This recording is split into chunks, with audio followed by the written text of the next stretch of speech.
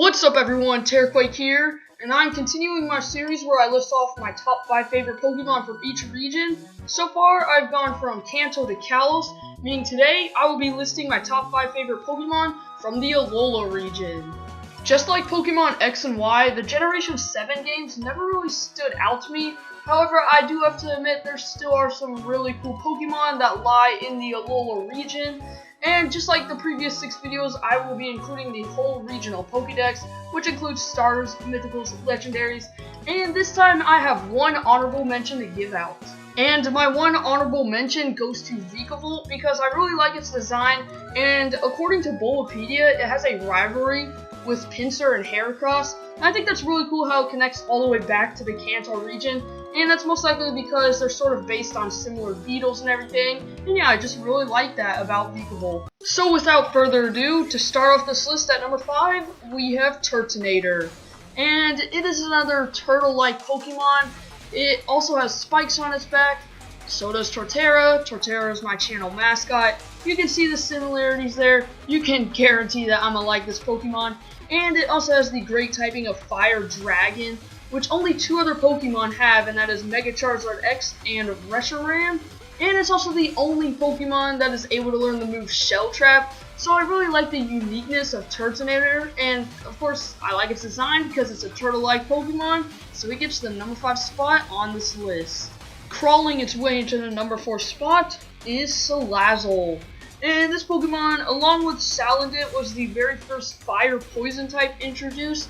And I also like how, of course, it is the totem Pokemon that you fight on the second island in Alola, so that just makes it even more unique.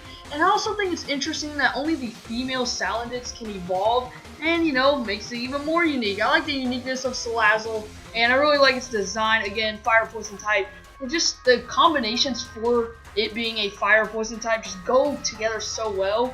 And yes, Salazzle, I just love its design, and I've used one before, so it gets the number 4 spot. Sneaking its way into the number 3 spot is Lycanroc. And man, this Pokemon just has so many things going for it. But first of all, I love its pre-evolution Rockruff. I think a lot of people adore it.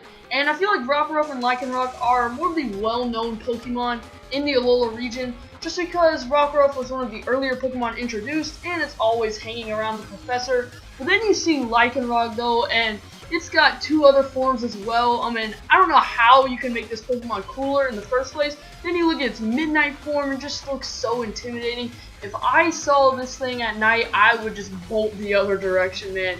And then in Ultra Sun and Ultra Moon, they added in the Dusk form, and it looks even cooler, man. I don't know, I love all 3 of the designs, and I feel like they're not all that complicated or anything. It's just Game Freak didn't really try to overdo them or anything. I haven't gotten around to using Rockruff or Lycanroc, but, you know, maybe the next time I play these games, I will, because I probably will. But yeah, Lycanroc, really awesome looking Pokemon, and I just like it so much, so it gets the number 3 spot. Coming in at the runners-up spot on this list is the boy Stuffle. Holy cow, when I first saw this thing, I fell in love with it. And I know a lot of people can agree it is an adorable Pokemon. However, its Pokédex entries just go on and on about how it's so dangerous. And I'm like, yeah, this thing, sure, that might make some people dislike it, but I love it. It just makes it even more of a savage. It's so cute, yet so dangerous how it flails its arm around. It can, like, defeat a pro wrestler. It can cut trees in half. Man, that is just awesome. So, Stuffle, adorable Pokemon. I also like Beware, but it doesn't have the cuteness that Stuffle does. Another Pokemon that I haven't used, though, but I also think it's interesting that it's a normal fighting type, because you don't really see normal get paired up with too many other typings in the games. But I like that about it. It's cute. It's a freaking savage. So Stuffle comes in at the number 2 spot on this list. And my number 1 favorite Pokemon in the whole entire Alola region is Decidueye. And by far, this Pokemon has the best design out of all the starters in this region. And it is definitely up there with my favorite starters out of all the regions, to be honest. And it is also based off of the Pueo Owl. I don't know, I'm definitely pronouncing that wrong, which is of course native to Hawaii because that's what the Alola region is based off of. But there's another owl called the Still Owl that is now extinct, and it used to be native to Hawaii.